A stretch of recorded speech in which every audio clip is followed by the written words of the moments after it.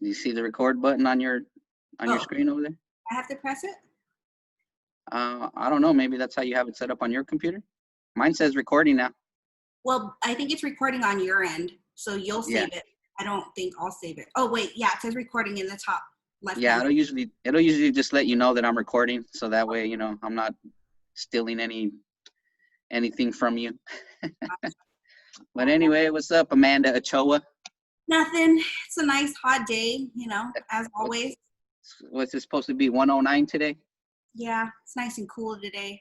We were And at like and 14 the day before yesterday. yeah, we got a cooling trend. It was like 117 the other day when I was helping one of my clients move. Yeah, I know, that's crazy. I wanted to tip over and faint. You have to be careful because I feel like we've lived here our whole lives and then we're like, we think that we're good with the heat and then out of nowhere, it's like, bam, and then you're like dizzy and blacking out and you're like, Well, dang. I thought I would be good because I don't know if you remember, but I used to go play basketball like in the middle of the day with my friends at Intel, and You we do. would go like at all times of the year. So in the middle of the summer as well. So I thought I can handle this, but I didn't realize that I've gotten a little bit older. That was like what, 7 years ago? Who's counting? Who's counting? I mean, And, just blame it on the heat. yeah, and then you got the workers out there slaving away in your backyard. What's going on? No, I know. I know. It's going to be a huge oasis, though. I think my backyard is probably like a quarter of an acre. You have a Um, big backyard, definitely. it's crazy. And remember a couple years ago when the monsoon like ripped off my RV gate? Yeah, Well, isn't that around the same time that something happened to your block in the yeah. front of the yard, right? It was in the backyard with the whole block fence tipped over. Literally, the wind just knocked it right over. Yes. So that's what happened to mine. I feel like I had like a microburst and it just like ripped the RV gate off the hinges. So it was just kind of like laying down. Well, yeah, I haven't gotten around to fixing that actually until now. And I debated like, do I want to get another RV gate or should I just close it in the back? So I decided to just close it. So um, for those of you who don't know, my backyard is just dirt, like just flat dirt, some rocks. There's nothing. There's no pavers. There's no anything. There's a shed and a huge tree in the middle of the yard. So I've been getting quotes from different contractors of what I want to do. I wanted to put a pergola out there. I wanted to put a little piece of turf, a fire pit so that we can sit around in the winter. And mainly, my big thing was just the pergola because I want like I put a barbecue grill in there, like the islands. Hmm. And then we put a fan in there and some electricity. So hopefully we can hook up like a TV or something. But Oh, that would be yeah, nice. yeah. So it's they're supposed to be working all week. But I've made sure that they have Gatorade and water and make them breakfast burritos in the morning and stuff. Oh, do you? You do that? Oh, that's really cool. I bet they really appreciate that. Yeah, yeah, they. I think I probably got a lot of other homeowners that don't give them nothing, don't I give them know. shit. I know. I know. I feel bad. It's so hot, but they're like, no, it's fine. Like we work like this all the time, and I'm like, okay, well, take a rest when you need to. Like I'm not going to mandate that you're working 8 hours a day on this. Like, You're all 15-minute breaks and that's it. And then a like 25-minute lunch. yeah. So hopefully it should be done in like a week, and I'm super excited. Heck yeah, that's going to be nice. You're going to have to send some pictures out or I'm just going to have to go drive by and go look at it. Yeah, for sure. I mean, once it's not so hot, then we can all actually hang out back there and be comfortable. Heck yeah. Well, you know what? Like, what is it? About 7 months out of the year, it's really nice here. And then it gets super blazing hot. Yeah, that's what I was telling. I forgot who I was talking to the other day, but it was one of my friends from Colorado. I went to high school with her, and she had taken a picture of her odometer in her car, and it said it was like 102. And I was And she was like, dying, huh? "That's She was it." absolute I'm death. like, he was dying, and I was like, that was the day that it was like 117 here, and I was like, yeah, it's 117 here, and she's like, oh man, like I don't know how you do it, and And it's exactly the opposite for me. I'm like, when I lived in Colorado, I hated it. I couldn't stand the cold. And so I told her, I'm like, really, it's only like 2 solid months, like July and August of just like really, really hot heat. And then the rest of the year, we're good, you know? Yeah, it's And not too bad. she was like, how cold does it get? I'm like 30s, 40s. And she's like, oh man. She's like, that sounds good. Yeah, like, and everyone's concerned when it hits the 30s around here. It's like, cover your plants and bring your dogs in. Seriously, it's cold. We are not prepared for that. So you did live in Colorado, I recall. So why didn't you like it? Just because of the cold, or what was there other reasons? There's a lot of things. I feel like part of the reason was when I moved there, I was 13. So, you know, it's just that time where you just hate everybody and everything. And Any decisions your parents make, you're like, I hate you. yes, yes. So it was kind of that. And also I'd never even seen snow ever until I moved to Colorado. And then when we moved there, the first year it was like a blizzard and it was -6. Oh, nice. So it was horrible. Like we would step outside and it would like hurt to breathe. So It hurt yeah, to breathe. it hurt to breathe because the air was so thin and it was so cold. It felt like it was like glass in your lungs. But my mom got pneumonia for like the first year that we were there, and her Oh body my just, gosh. yeah, her body just didn't adjust well. And the summers were nice. I will admit that the summers were nice. It was super green. I think also it was like the transition from middle school to high school because I went to high school over there. And it just was a totally different culture, a different environment. I lived in a really small town called Longmont, which is about 20 minutes from Boulder, and it's up north, kind of by Fort Collins. Yeah. And so it was a totally different environment for me. And I wasn't feeling it. I just was like, I've never felt more out of place in my life than when I lived in Longmont. What'd you do? Head down to Denver as much as you could, or what? Yes, yes. Did you actually But like Denver, or was it just Longmont you hated? well, Was Denver okay? if my mom watches this, no, I always stayed in Longmont the whole 5 years. You never went down to Aurora or anything? So I had some friends, and we would go to Denver. We would go to Aurora. We went to Westminster.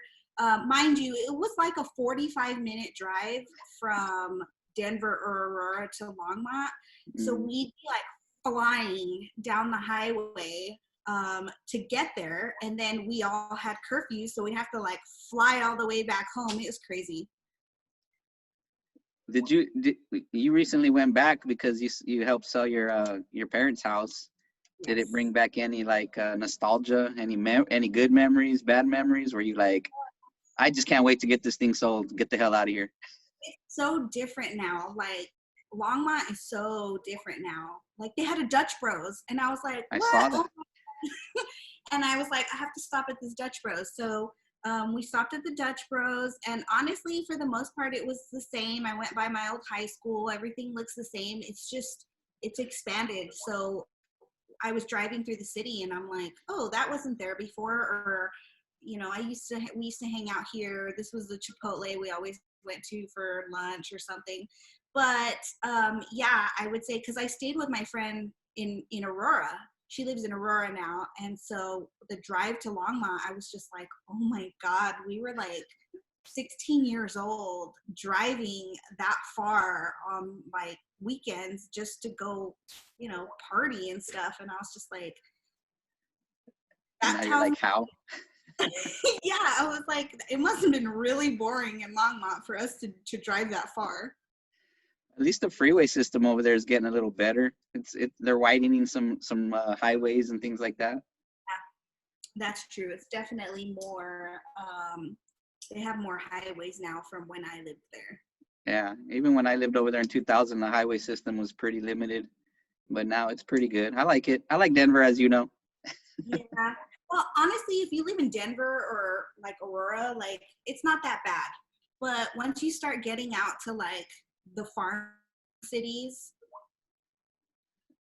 No good. it just takes a special kind of person to live there, and it's not me. So you do prefer Phoenix, living here in Phoenix over living in Longmont, is what you're saying. Yes, and I was born in Tucson, so I actually prefer Phoenix living as opposed to Tucson living as well. What about Tucson versus Longmont? Ooh, Which would you pick? If those were the only two options, where would you go? I would have to say Tucson, only because they have better food, better Mexican food. It wasn't a When whole lot of great Mexican food when I lived in Longmont, so. So when you say better food, you're just referring to Mexican food. You're not referring to anything else. Yeah, just Mexican food. But also because my whole family lives there. You know, my mom, my dad, my sister, my brother, my nana, everybody lives in Tucson. So I guess Everyone and there's your that. nana. Yeah. That's good. How long you been up here in Phoenix then? I've been here since I was 19, so 1 year. You've been here just 1.5 years? Since 2 you're just years. now old enough? 21. I saw you had something to drink there. What do you got? I got me an 805. Iced coffee and Kahlua. Iced coffee and Kahlua. Nice. That's a nice, safe drink. I was thinking about bringing out the tequila, but I thought, It's 805 will do. yeah, that's fine. I mean, whatever, at this point, it's like whatever's cold will work. So we haven't got into, for those that don't know, you're part of the Team Moss Houses team, but in addition, you are building your own Amanda brand. I was just gonna joke with the drinks there, being a realtor full time, it does require a couple of drinks here and there. Would you agree? Yeah, I'm pretty much like, if I don't have a client appointment, then alcohol. If I don't have a listing appointment, then alcohol. That's pretty much. I just try to alternate, balance, all about balance. That's pretty much how that's going. That's funny. That's how it is for me too. That's why I have a nice little case of 805 over there in the kitchen. I'm like, okay, another one. Yes. And I think a lot of it comes from just so much, there's so much that we cannot control through in a real estate transaction within those 30 to 45 days. No matter how much you prepare and you try and have your hand in all the pots with the lender and title, and it never fails. It's like there's always something that can go wrong no matter how much you prepare for it, and it kind of makes you feel defeated at times, like At times. I prepared for this not to happen and it happened. Mm-hmm. So like easier if we just try to embrace that something is probably going to go wrong, and most likely, and just about every deal. And you get all the good ones, by the way. Yes, I do. I am blessed with all of the difficult transactions. I will say, I'll use difficult, complex. I don't really know what other words to say. Trying, challenging, hurtful. They are learning opportunities. Yes. Which allow for growth in the industry, which is making you an expert a lot more quickly. Correct. How's that sound? I will agree with that. All right, so let's back up a bit. So how long have you had your license? Ooh, I was licensed in 2000. I think I was licensed in 2017 originally. Was it 17?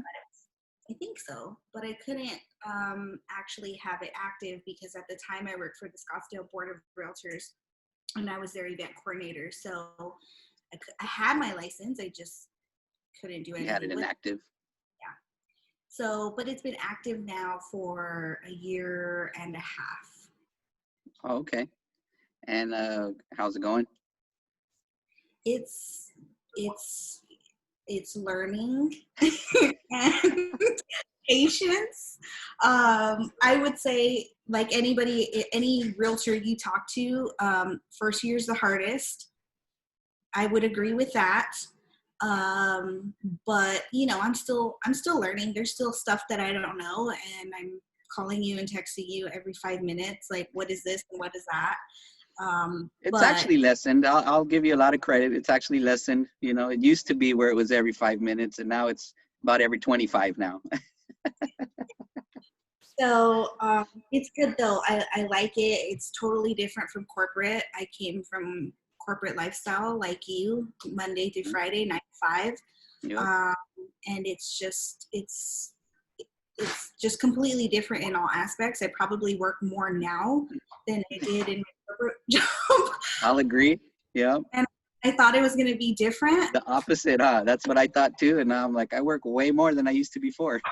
Yeah, but my mentor didn't tell me that. So He may have mentioned it. He may have mentioned it, and you just, you know, you had rosy colored glasses on. You thought it was going to be all great and beautiful.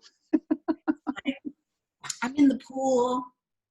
Oh, our lender too. Our lender's always like, I'm in the pool. You know, I'm playing golf, and I'm you're jogging. like, you're like, I'm having a carne asada, and I'm just like, wow, like this sounds great. Like I need to be doing that. I need to become a realtor. Then when I did, I was like doing contracts at like 4 a.m., taking phone calls at like 11 p.m., Yeah. to see houses at. Oh, are you there? I think we delayed there. You there? Yeah, sometimes it delays you too. You just have to wait. Okay, got you. There you are. That's fine. Okay, so good decision, bad decision. Are you enjoying being a realtor? What do you think so far? Too early to tell? I think that it was a good decision. Um, it's kind of early to tell if I'll be doing this my whole life. I mean, I would love to. I hope that my stress level allows for it to be my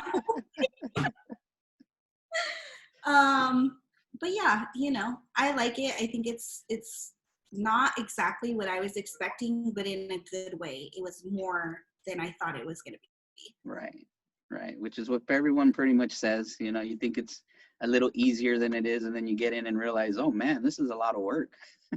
Yes. A lot of tedious work too, and a lot of just self-motivating, and you just got to get your butt up and do something. Yeah, I think that's the hardest part, you know, because we're self-employed and like we no longer have a Monday through Friday 8 to 5 where we have to clock in and out. Mm-hmm. Um, in the same sense, we also have to have a routine for ourselves every day, Monday through Sunday. Hopefully, we try and take a day off in there somewhere. But yeah, it's the same. You know, you got to get up, you got to set a schedule, you got to work. A lot of times, I'm working outside of that 5 p.m. cutoff. And actually, I do a lot of my showings after 5 p.m. because my clients have 9 to 5. So that's really the only time that they can see homes and stuff. So yeah, it's good though. I feel like now that I'm a realtor, I definitely make better use of my time than when I was in a corporate job and I would just sit at a computer for 8 hours a day. That's literally what I would do at Intel. Just sit there and go to meetings and back to my computer, back to my cubicle or whatever. It's like I would get to work and then I would do all of my work within like 4 hours. And then I'm like, okay, well, what am I supposed to do for the other 4 hours? Like I can't go home, you know, I have to be clocked in. And I would literally just sit there and figure out something to do that wasn't work. Ask me real estate questions. I can remember that back then. Oh, so so this is what I wanted to ask you. So how do you feel? Because for those that don't know, I was your realtor when you bought your house, and we saw several homes. You put in several offers. You had your own frustrations with it from the buyer side. Now that you're on the realtor side and you're helping other people, how did that change your thinking on things? Did it change it in any way? Did you realize certain things? Like how did it work for you? I think that I understand now. Like, I remember being in the car with you, like, okay, Marcos, at this point, we've lost like 6 houses. What are you doing? Like, why aren't you picking up the phone and talking to them? Like, tell Uh-huh. them I need this house. Like, Yeah. um, Why are you selling yeah, it to someone else? I want it. yeah, exactly. So I think I understand that part now only because I understand, like, yeah, we have to work within our limitations for each client. And it may be that some clients don't have any closing costs and they Hmm. don't have any money for closing costs. So we need to take that into consideration and be creative when we are submitting our offers, and make sure that we're doing everything that we can do to make sure that the client has a chance. But yeah, it's now I'm just like, okay, I get it. Like, it's not as easy as I thought it was going to be, depending on the client. So You're like, this guy just drives me around every Saturday. How hard can this job be? I'm like, he just asked me to hold his laptop every day, and he just comes and picks me up and drives me around some houses I didn't even want to see. I'm just like, no, just keep going. I don't even want to get out of the car. And so far, I've only had one client do that. So Really? I can remember you being like, I would just open the front door and you would take one step and then be like, no, we can move on. I prefer that, right? Because if it was me and my client, I would prefer that too. Like, don't I think a lot of clients are like, they don't like the property, but they don't necessarily want to say it because they feel like it's going to hurt our feelings. Yeah, that happens a So, lot. yeah, And I'm and like, I'm no, no, just tell me. If we're done here, let's move on to the next. It's fine. easier for us. Saves a lot of time, and then we can hopefully get to the one that you do love next and get there quicker. But yeah, I prefer that actually. Yeah. Just don't like me, and that's what I tell my clients. Like, if you don't like it, if you're not going to hurt my feelings. Like, Hmm. there's no way that I can try and like make a house look better, so that you like it. I don't really sell homes. I mean, I feel like they sell themselves. I can't fix it, I can't change it. So if you like it, you like it, and if you don't, you don't, and that's okay. Like, don't feel like you're hurting our feelings by not liking the house. It's not our house. Yeah.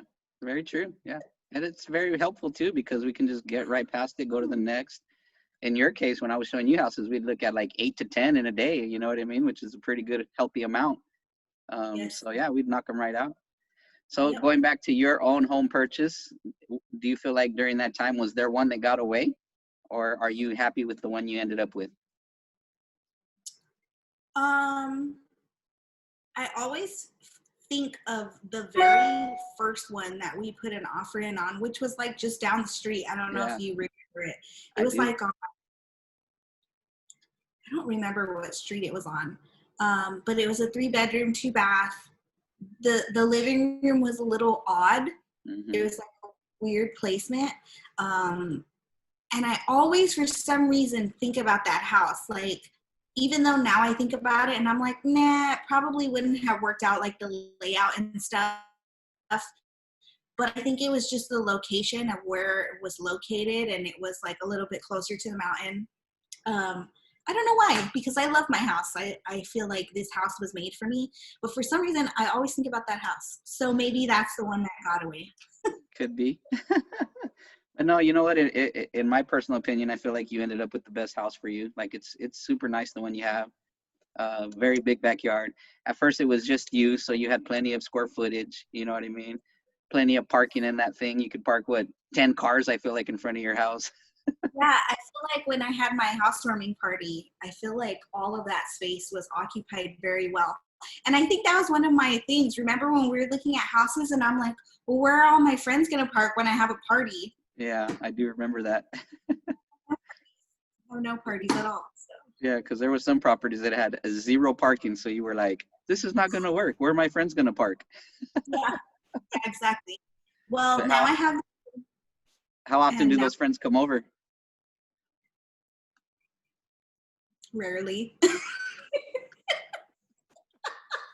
Especially now because of coronavirus, everyone Yeah, is like, oh, we're staying home or whatever. And yeah, that's it's true. bad. But once I get this backyard done, then we're going to have another housewarming party. Nice. Are you gonna put any kind of containers nearby for those of us that may need those? Yes. And not in my neighbor's yard because I don't think that they appreciate that. They probably didn't appreciate it. They probably didn't even notice. You know what I mean? Probably not. They came out and their cactus grew really tall. They're like, this one's very healthy. What's going on? What are we feeding this one? Extra fertilizer on this one. Oh man, that was good. Your housewarming party was one of the funner parties that I've ever attended. It was good, good time. I agree. I still remember that night. It was a good night. So hopefully this backyard will be a redo 4 years later. We're all 4 years older and it's 4 years later. And so we have a new backyard. So we're going to celebrate the backyard once it gets cooler. And hopefully it won't be as crazy as the housewarming party. For your friends back in Colorado, when you say cooler, what temperature do you mean? So it's what 109 today. So cooler would be like 95.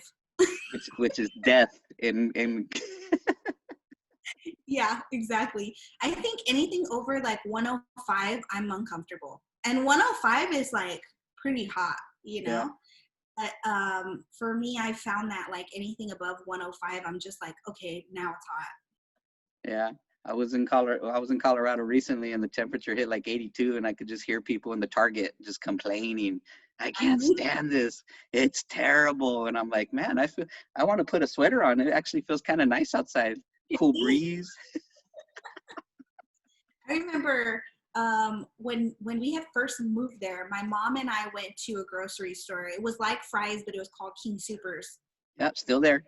Yeah. So we went to King Soopers, and I remember the day. It was sunny and warm.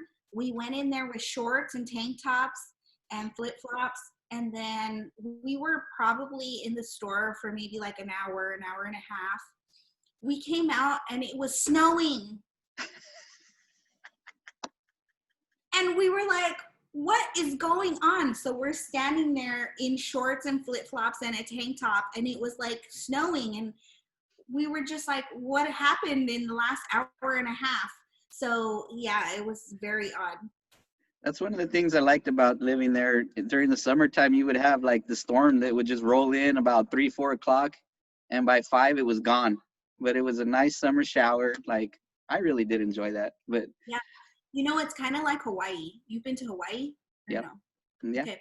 So we went to Kauai, and literally you could be driving down the highway and one minute it's clear and sunny, the next minute it's like pouring rain, and then it's clear again and then pouring rain, and I'm just like, what is happening? But yeah, I mean, I guess I would expect that on a tropical island, but I did not expect that in Colorado.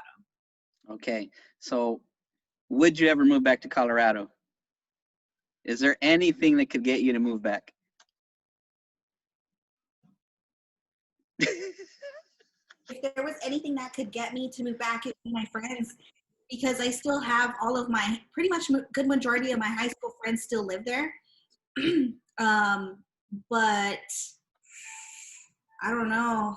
They have to be like at my house all the time. Because I don't know. I struggle. I struggle with Colorado weather, and so I would think that the only way I would move back is if it was for my friends and I had a lot of money, because the houses in Colorado now are crazy. They're expensive. Heck yeah. Very expensive. Yeah. My broker in Colorado, he has I think it's barely under 1,100 square foot, but it's in Arvada. Mm-hmm. Barely under 1,100 square foot, 3-bedroom, 2-bath. But when you're in there, it feels even smaller than 1,100 square foot. You know what I mean? Oh my gosh! But it's a nice, cute little house. Like, I actually like the area, like the house, everything like that. But yeah, I ran comps on that thing over there while I was in Colorado. I got on the MLS, everything, and man, that thing could go for like 420, Wow. 420,000. I'm like, whoa. So, yeah, the housing market, it's crazy. It's crazy over there. I thought Phoenix was high. Denver is Yeah, high. my dad bought our house that we lived in Longmont for 187, I believe, in 20, let's see, 2000, I think it was 2001 or 2000, I think it was 2001. Anyways, he bought that house for like 187, and that was like a lot back then. And then we just sold it last year for, what did it sell for? Three. I can't remember. I can't remember. I think it was closer to 350, wasn't it? It was like, I think after all said and done, it was like 350, 360. Something like that, yeah. Jeez, it doubled the amount in like that much time. It was crazy. Yeah, I kicked myself because I bought a townhouse over there in 2000 also. I was in Lakewood. Yeah. And within a year and a half, I had already moved back, and I made 25,000 on that in that year and a half on the equity. Yeah. But I look at Lakewood right now, and I even went back and drove by where I used to live in that townhouse, and I ran comps on that too. Holy moly, I messed up by selling that thing. I'd be sitting pretty right now. I'm like, what the hell? Yeah, Probably. the equity in Lakewood is crazy right now. It's nuts. I'm like, wow. So I know. I mean, that's what's happening here in Arizona, though, too. Like, the house prices are just climbing and climbing and climbing, and it seems like the outside cities outside of the Phoenix metro area are just like the most affordable right now, because anything that's like in the city limits of Phoenix is just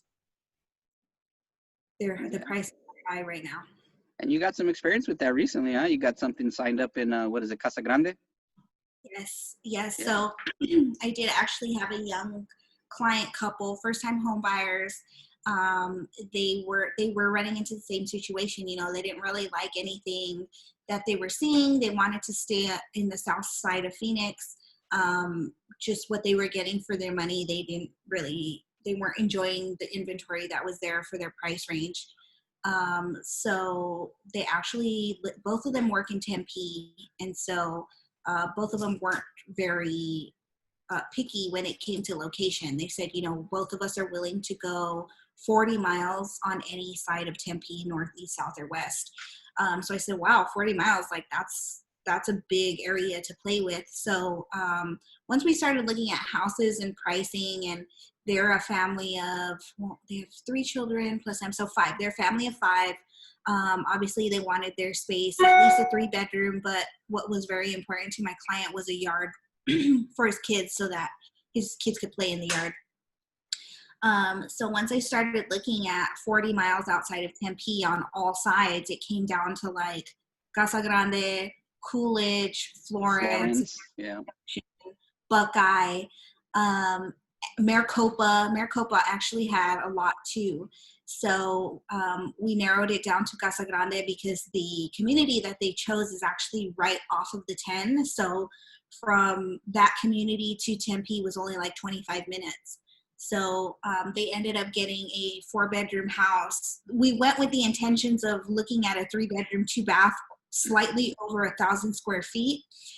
And when we got there, they liked it, but there wasn't one of those models available at the time. Mm-hmm. So they ended up going with a 4-bedroom, 3-bath, 2,200 square feet. Much bigger than what they thought, huh?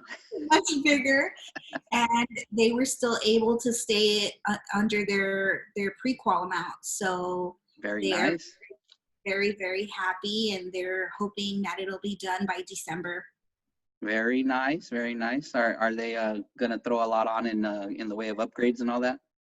No, so actually the builder that we went with is called Century Complete. If you're not familiar with it, in that you know what, I don't know any of the other subdivisions because we just went to see that one. But is my understanding that that builder keeps all of the homes come with the standard carpet, standard floor, Okay. standard stainless steel appliances. granite countertops. It just is what it is. Like you can't switch out any of the colors or anything. So I think that's how they manage to keep them at such a low price. Yeah, good to know. Yeah, and definitely location probably helps that price too. You know, you gotta price a little lower to get people out there. But Casa Grande is an up and coming. I've sold some over there. That's an up and coming little community. Yeah. Which community did you sell in Casa Grande? Oh geez, it was a resale. It wasn't a new build, but I can't remember right now. The last one I did was like 2 years ago. Yeah. Um, So but yeah, newer this house. okay. Yeah, I mean, and Maricopa too. Pretty much everything in Maricopa is going to be newer. Hmm. Uh, but the community 82 lots and they had only sold 40. So Oh, they got a long way to go. yeah, they got a wow. They'll probably get it sold though, fairly quick. Yeah, they will. Okay, so what's the best thing that you enjoy about real estate? Is it helping people? Is it, going around and seeing several houses all over the valley? Is it Um, working long hours every day? What do you enjoy? I think I enjoy that it's something different every day. I never have the same day twice. And I think just having that, where it's not a routine, like, yeah, I can expect to work pretty much every day. I know that I'm going to be doing something related to work every day, whether it's marketing or calling a client or meeting a client or showing a home, or on an appointment, going on an appointment. Now with COVID, it's harder to just kind of ask people to meet you at Starbucks, when before I think we just took that for granted, with our Hmm. clients. Hey, yeah, just meet me at Starbucks. I met you at Starbucks. And so now it's really hard. And I think I've been able to like pinpoint the few places that are open that will actually let us go in and sit down. Sit down. Yeah. So I think the thing that I like most is just the fact that it's something different every day. And then of course, helping people who thought that they could never buy a house, they can never get their credit fixed in order to even buy a house. Hmm. Um, but those come at the end. That's when you're closing and they're crying and they're Yeah. happy and they're thanking you. I think those are obviously the best parts. So which do you like working with better, the first time home buyers, small families, younger people, or investors, seasoned people, people that have fixed and flipped several homes? Which one, Um, what group do you like to work best with? I like a mixture of all of them. I mean, I think they all have their qualities that I respect. I mean, investors usually are just like, yeah, that's fine, no big deal. We'll take it. We'll fix Yeah, it. No big deal. Oh, it has a hole in the wall? yeah. That's no problem. As long as their Excel sheet says it'll work, they're like, yeah, go for it. Exactly. As long as the numbers work. Mhm. So I enjoy that aspect of investors. They're kind of just black and white. Like Yeah. there's really no emotion for them that goes into it. It is strictly a business transaction, and they're just trying to make a profit. Yep. So it's really clean. One and done. Offer, move on. Offer, move on. Whereas first-time home buyers, there's so much more emotion that goes into it, and rightfully so. I mean, it's a huge Mhm. purchase. It's your first huge step. You don't know what you're doing. You don't know the process. Um, but feelings can get hurt when you miss out on the house that you really want due to maybe you can't afford it, maybe your pre-qual doesn't allow for it, maybe you don't have the closing costs and seller's not willing to contribute. Somebody comes in and offers cash, which was what was happening to me. So yeah, you have a lot of those feelings and those emotions that are involved when you have a first time home buyer.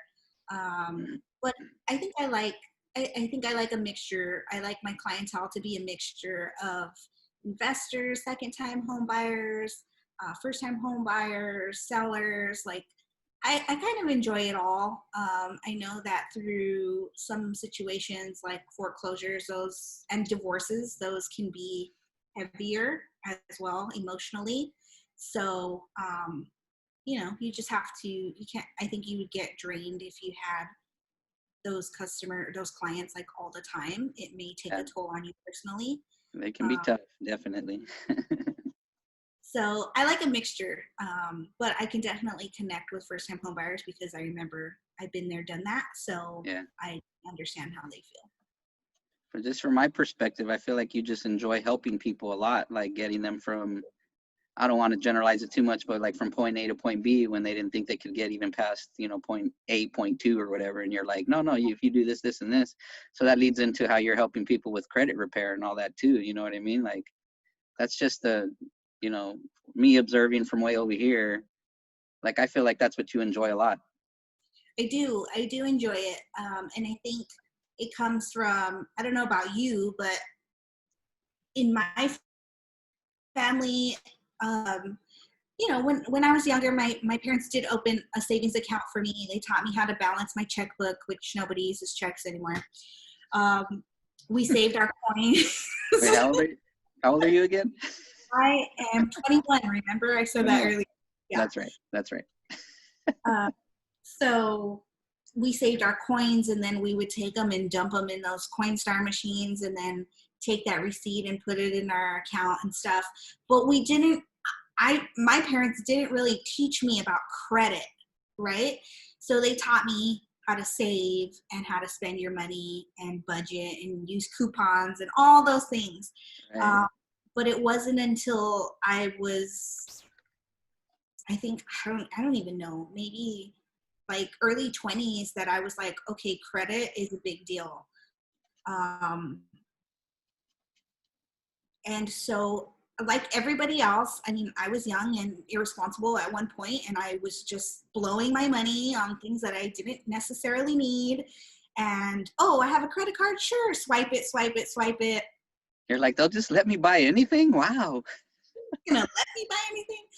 Yeah, so I think that we've all been there, done that, and then we have to learn the hard way, you know, and then unfortunately our credit gets damaged, and then we get older and we're like, oh, why can't I buy a new car? Oh, why can't I buy a house?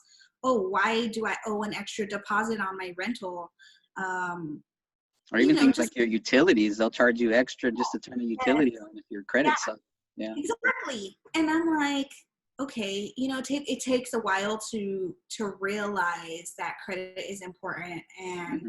a credit score, with a good credit score, you can literally walk into anywhere and buy anything, even if you have $0 in your pocket, but you have that 800 credit score.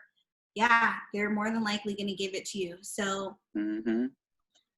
it took me a while to learn that. And so when I bought my house, I think I was at like a 560, because back then you needed a 580 to qualify Hmm. for the first time homebuyer program.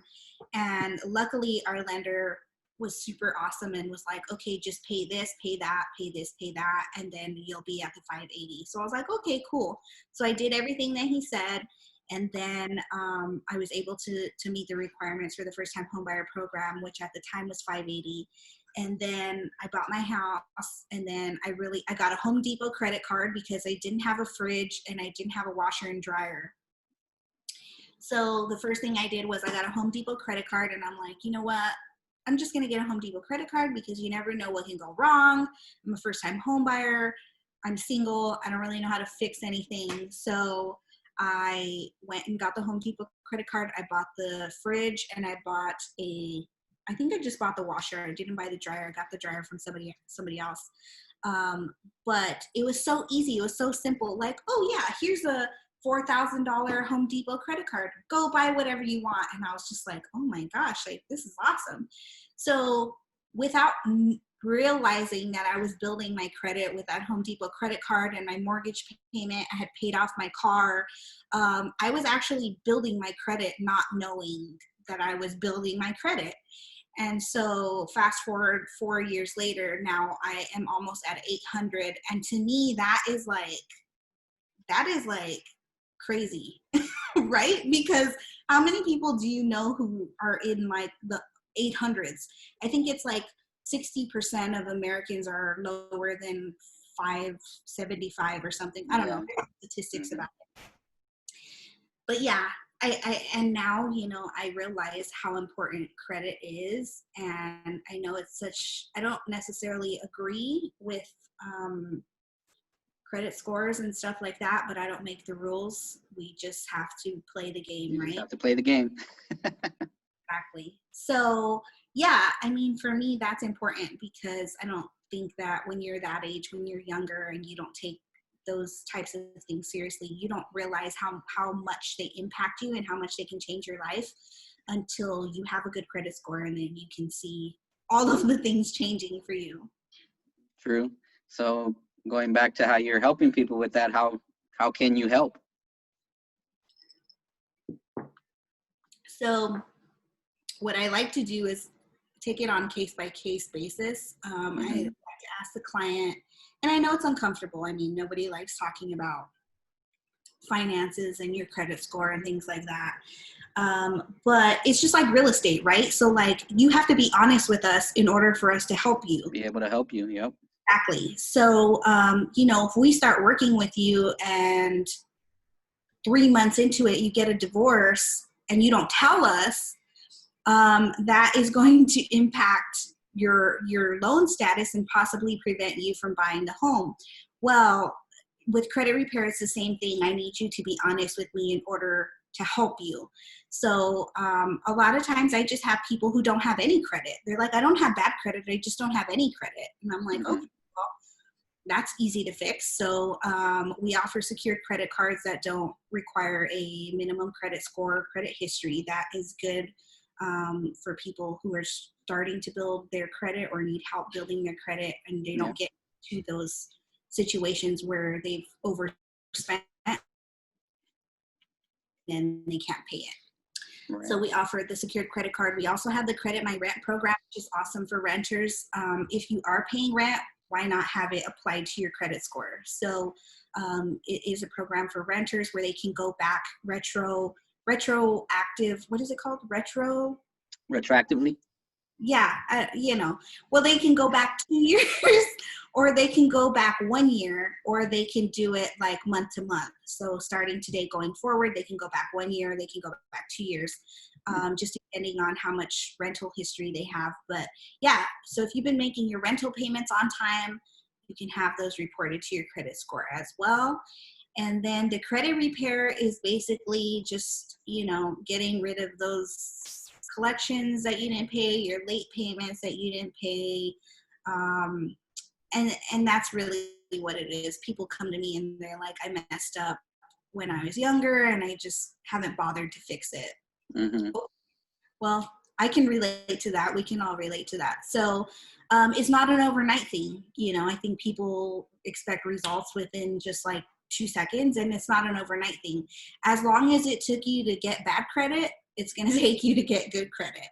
Right. But with the program, as long as you're following the rules, we're removing those negative items from your report. You also have to insert back positive credit lines. So make sure that you have 3 to 5 streams of positive credit coming in. So it could be credit cards. If you finance like furniture, finance tires, finance a cell phone, anything. Just make sure that you have at least 3 to 5 of those so that as you're pulling the negative things off, the positive things are going in. Okay. So that helps basically increase your score more quickly, basically, right? Yep. And then I think just for maybe minorities in general, I think that we're not taught about the importance of credit and exactly how it works. And that's unfortunate, but you know, educate yourself. The knowledge is there. You just have to be willing to want to change and take that step. But it's something that's fixable. It's not like, okay, you have bad credit, you're gonna die with bad credit But unless even, you don't do something about it. but even on that note, what you're saying, like there seems like there's a lot of people that are very appreciative of your help and are very happy that you happen to stumble into their life to help them with this kind of stuff. Yes. Well, you know what? I always tell myself I feel like in my life at my age I've been blessed. I've had people like you who have come into my life and taught me you can do this. Here's the process. And if it wasn't for people like you, who have the patience and were willing to stick with me and help me understand, then I wouldn't have the things that I have today. So I'm always very appreciative of that. And I always felt like, you know what, there's a reason why I have these things. I feel like I need to pay it forward. So I try and help people with whatever I've been through in life. I know you asked last time when Ariana was at the open house with us, you're asking me about FAFSA, and I haven't done that in a long time. 1 year. Exactly. But you know, I've done it. I had to do it for my associate's degree. I had to do it for my bachelor's degree. And it's one of those things that's just like, I feel like they intentionally make it hard, right? Just like anything else that's awesome in life, they intentionally make it hard. But I tell people, if it was easy, everybody would have it. If Right. buying a home was easy, everybody would have a home. If going to school was easy, everybody would have a degree. So I try and be that person for other people. As long as I've gone through it, I don't mind helping people. I feel like that's what I'm supposed to do. That's good. That's a good way to be. So you did go to school then, it sounds like. You touched a little bit on there. So where'd you go to school at? Where'd you get your degrees from? I have my degree. I have an associate in arts from Glendale Community College. And then I have my Bachelor of Science in Organizational Communication from NAU. Oh, nice. So that explains why your pet peeve is when people don't communicate with you, huh? I don't know. I mean, I think a lot of it was when I first started going to school for communication, I didn't understand. I'm like, what do you mean? Like, how can you get a degree in communication? That doesn't make any sense to me. But what I didn't realize is that it is more of like a public speaking aspect and a lot of writing, which I didn't think that it was. But yeah, it's more about public speaking and understanding people's personalities and how to communicate with them effectively so that you're not just always going in circles. And if people have different personalities, that's how it's always going to be, whether you're in the workplace, at home. We all have that one family member who's just like wild and no one can tell them anything. So yeah, I feel like it applies in all aspects, all aspects in life, really. What are your thoughts on realtors and how they communicate?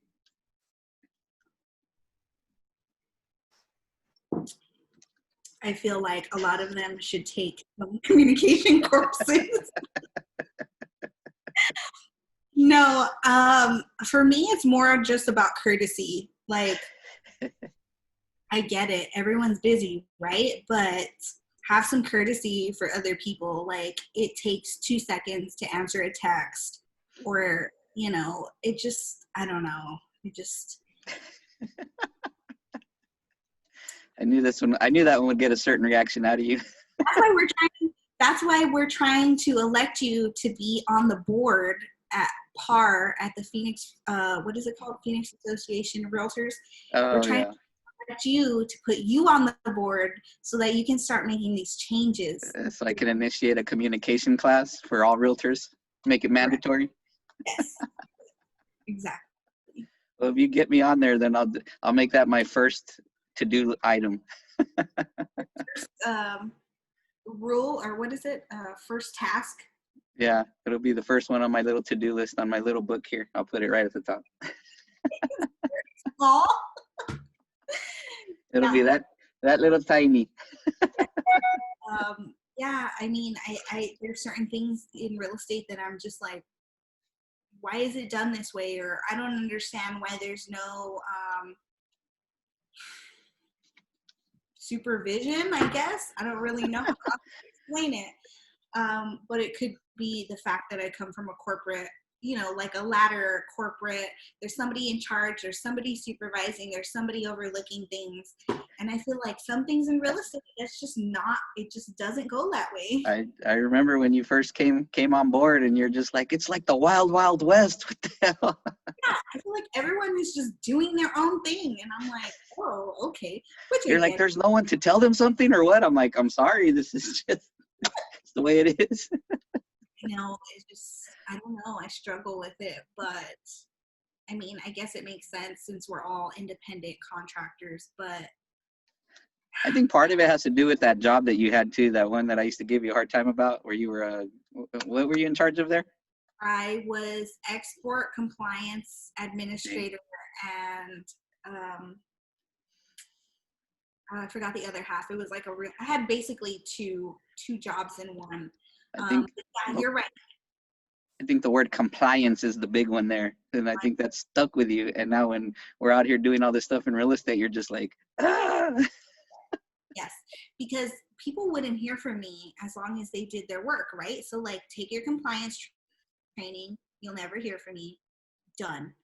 But for the people who didn't do it, they would hear from me all the time, every day. And I know that I annoyed them, but they had to get it done, So I had to be that person, even though I don't like to be that person. I feel like I had to be that person in order for things to be structurally organized. I used to like to mess with you about how I was sending out my shipments from Intel. Oh, I'm like, we don't do any of that. I just ship it. Who cares? And you, oh, I'm not supposed to send it to Iran? No big deal. No big deal. I used to see your face just like, like, oh my God. I used to run like background checks and stuff for people who were buying our equipment to make sure that obviously it wasn't going into like terrorist hands or anything like that. So yeah, you would joke with me and be like, oh yeah, no big deal. I sent that to one of the embargoed states. And I'm like, my God. I was joking, by the way. For anybody that actually watches this video, I was just kidding. So what other things would you like to get out there about yourself? Is there anything that you feel like is an important message that you want people to hear? Whether it's in regards to yourself or just something you want to get out there? No, I mean, I feel like a lot of my personality comes through my social media. Yeah, your personality shines through everything. I would agree with that. I feel like my personality is pretty strong compared to others, but I don't know. I mean, there's really nothing. I know that I'm not everyone's cup of tea, so I'm okay with that. But I always tell people, like, I am who I am, and if we work, then cool, and if we don't, then I don't wish bad on you. It didn't work out, but I'm not like going to hold a grudge or anything if, we can't work together in business or even friendships, just, it is what it is. I feel like the only cups of tea you have problem with all have to do with lenders. No, not all of them. There have been some bad ones though. But I think that may be because I have such a high standard. So, like I said, it's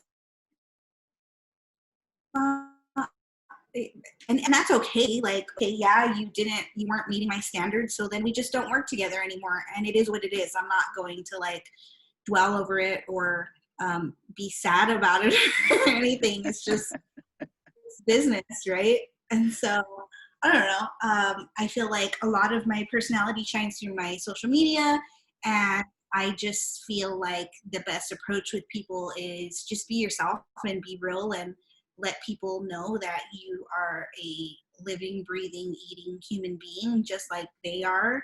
And a lot of times we don't document everything that is in our life, right? So we only share the good things that we want people to see. But I think it's equally important to share those situations where, yeah, maybe it didn't go well, but here's what I dealt with.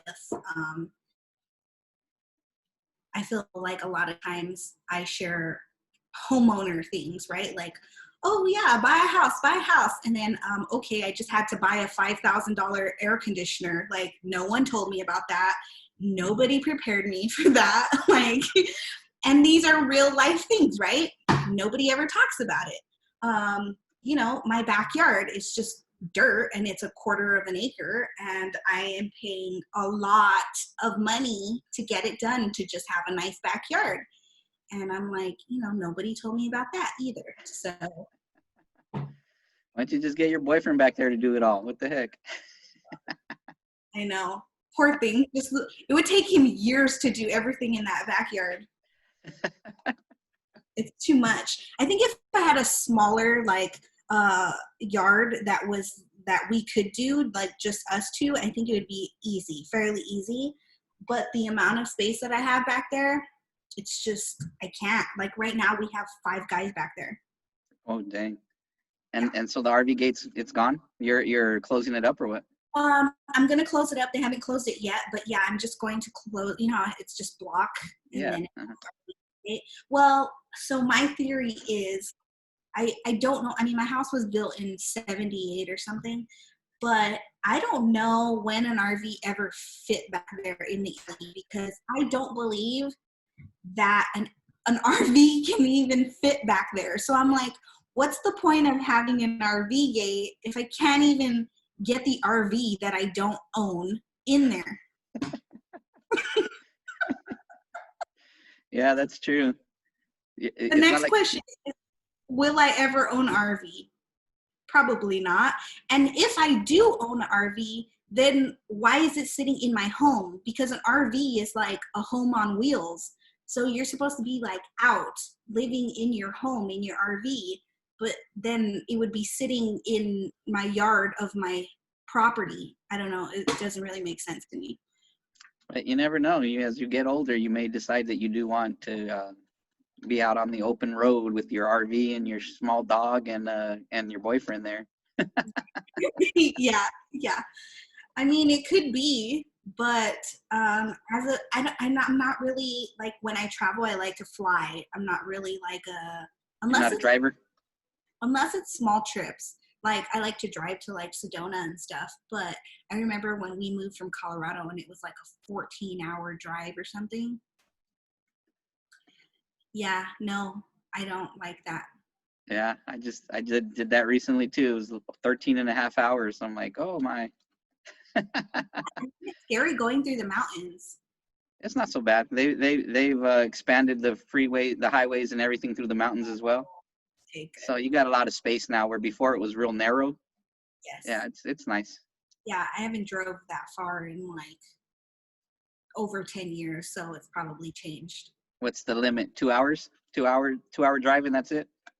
No, because we drive to like San Diego and LA, so maybe like It's a good 5 6 hours to LA. hours, yeah. 5 or 6 hours, but like I don't know that I could drive like to New York from California. That's a long drive. Yeah. So, I mean, who knows? Maybe when I get older and then I'll get an RV, but as of right now, I see no use for my RV gate. Plus, hopefully I will have, you know, moved on from this house, whether I sell it or rent it, because this is just my first house. So I hope that I can get a bigger one and a bigger one and a bigger one.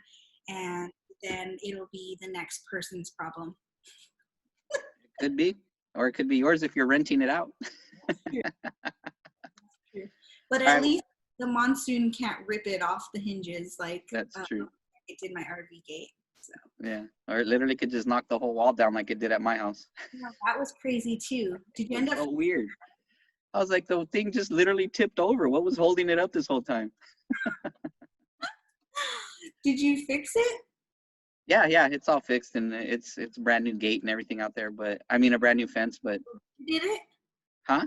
You did it? Uh, you're breaking up. What? No, I hired some people.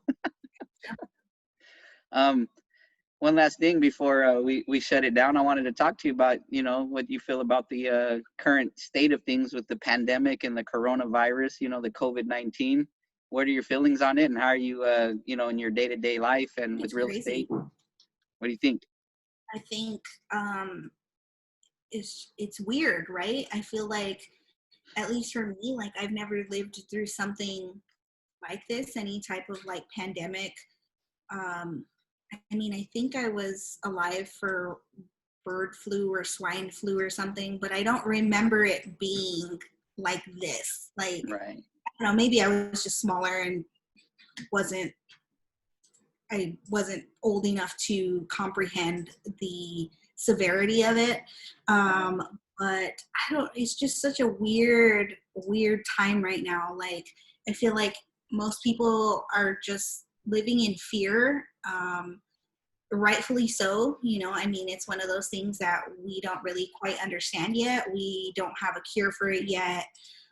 All we know is we don't want it, right? So it's like, stay home and don't go outside, don't breathe, don't be around anyone.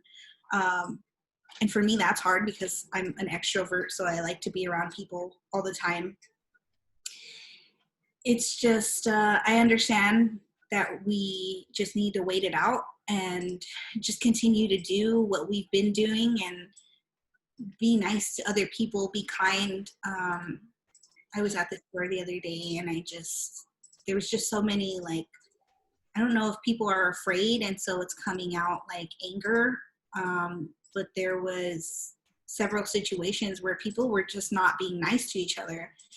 And it was unfortunate, but I understand that we've all been locked in our houses for 3+ months. And I know that people are feeling depressed and uncertain and they're scared. So Mhm. it makes sense, but there's really no other option other than we just need to keep doing what we need to do to get over it, and at some point it will go away. But I think we need to make sure that we are taking others into consideration and making sure that we're protecting ourselves so that we can protect other people. Are you on the side that it's more serious than people think, or less serious than people think? Which side of that fence do you fall on? So um, I in the past 3 or 4 months I've known 4 people who have actually passed away due to COVID. Wow. Um, and it's been a mixture. It hasn't just been old people. It hasn't been just young people. So that to me tells me that it's affecting everybody. It's not just targeting a special group or a certain group. Um, and it's sad. It's unfortunate because these people who lost their lives, it was almost like there was nothing that could save them. Like, they were on ventilators, they were in the hospital 24/7. And for the majority of them, they died within like a week of going into the hospital. Wow. Yeah. That So seems so fast. I know, right? Yeah. So for me, I think I'm more on the side of it is more serious than people think. Um, but I I feel like it may impact people differently because I believe that I had it or some form of it in January. I was just sick for like 2 weeks straight, couldn't get out of bed, and it started with a cough. I just could not stop coughing. It felt like I had something in my throat, like I just couldn't clear my cough. And then after the coughing for about 2 days, because I was coughing so much, it was hurting my head. So I had a nonstop headache for like a week straight. No, it was like 2 weeks straight. I had a fever because of the constant headache and the coughing. And I didn't really have any body aches, but I just felt tired. I was sleeping for like 2 weeks straight. I was working from my bed with my laptop every day. But I felt like I had been like hit by a truck. Like I felt I don't know. It was a different kind of sickness than I've ever had before, and I knew it Right. wasn't the flu because I didn't have body aches. It wasn't a cold, like my nose and everything was fine. Um, I seriously thought it was a sinus infection because it was hurting like all here and it was just throbbing constantly. So after 2 weeks of just not getting better, I was doing everything. I was drinking water, drinking Gatorade, soup, taking all my vitamins, getting sun for, an hour a day. But after not getting better for 2 weeks, my boyfriend was finally like, you need to go to the doctor. And anyone who knows me knows that, like, I'm more like, I'll just drink water and eat fruits and vegetables and take my vitamins and get better on my Get own. I'm better. not really like yeah, I don't like NyQuil and all those things. So I realized, yeah, you know what, I'm not getting better. And so it's something that is probably not going to work with just me trying to eat good and rest. I felt like I probably have something that needs antibiotics or some sort of respiratory. Oh, the other thing too is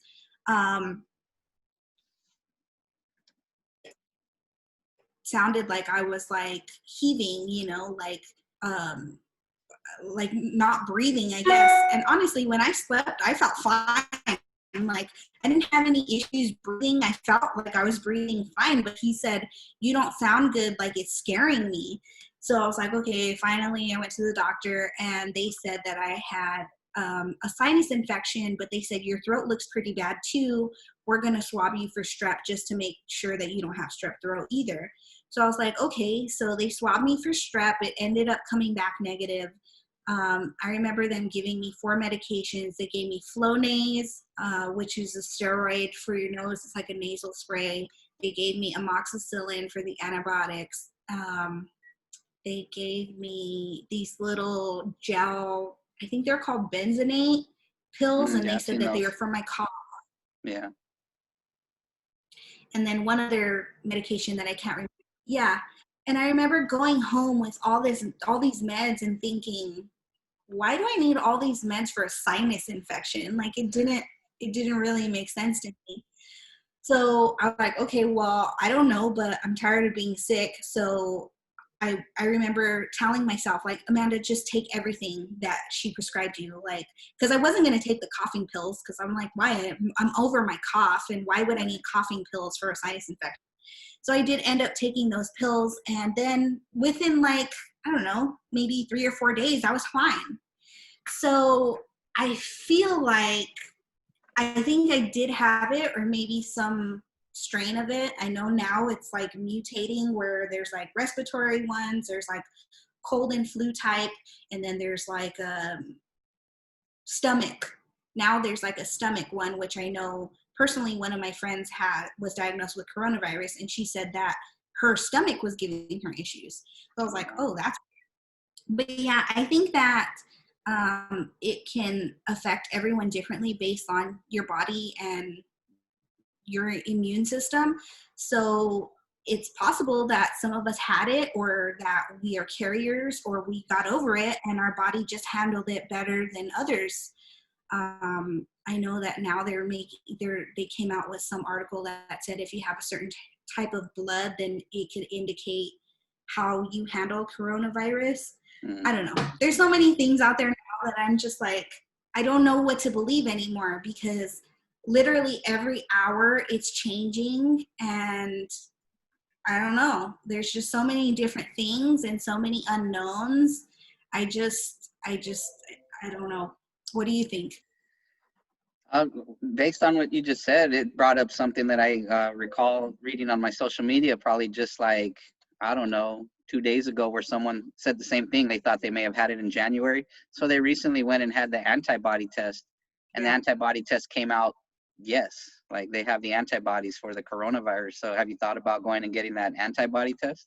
I thought about it, um, but then I was again listening to the news, and they said, well, just because you had it doesn't mean you can't get it again.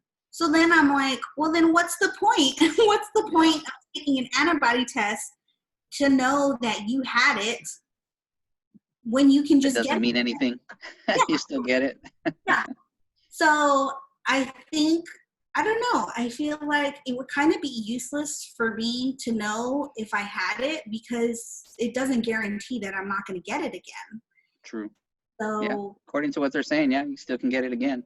yeah. So I don't know. I'm just like, I know I'm fine now. I know I struggled with it in the beginning of January, and based on what everybody is saying for the symptoms, I'm like, yeah, that sounds like what I had, and it was different from any other sickness that I've had before in my life. So I think I had it, and I thank God that I was able to fight it for those 2 weeks, and then finally, went to the doctor, went to urgent care, got my meds, and then I was over it. But I know that for some people it's not the same. Their Right. body don't handle it the same way, and some people just react differently. But I just can't wait for it to be over and for things to go back to normal. And I would just like to just go without my mask and without 7 bottles of hand sanitizer, and just stop at a Starbucks and sit down and have a drink. Well, hopefully those days will return. I don't know if they'll ever take down those plastic, whatever their shields that they're putting up at all the stores and Starbucks and all those locations. It's an interesting world we're in right now. I know. What do you think about it? Oh man, I have so much to say, but this is your interview, so we'll just get your answers. A get to know Marcos interview, Iris version. Right, but well, we've been on here for a while, so I'll go ahead and say we can wrap it up. Do you want to throw out there how people can get a hold of you? Yes. So I am on Facebook, Instagram. If you go to any of my social media platforms, you'll find my phone number, my email. You can DM me. You can Facebook message me. Dang, they can jump into your DMs. Yes, about business. They can Apple Pay me. They can Zelle me. They can. They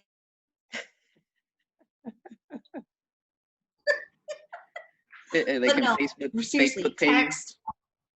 Yes. Yeah, but no, seriously. I text. I email. I can jump on a phone call. We can do Zoom. Yeah, and if you can't get a hold of me, please get a hold of Marcos or Jen, because we're all on the same team. So we try to divide and conquer. If I'm doing something and I need to be 2 places at once, I will ask them if they could step in for me. But we all work together on a regular basis. So if for some reason you can't get a hold of me, please reach out to one of them. Excellent. This was an excellent interview, Amanda. You did really well. Your communication degree, it shined through today. Thanks all the student loan debt. Well, maybe you can defer all that, right? You don't have to pay it. But all right. Exactly. Yeah. Okay. Well, we'll go ahead and wrap it up, and I will be posting this a little later, so be on the lookout. All right. Sounds good. Thank you. All right. Talk to you later. All right. Bye. Bye.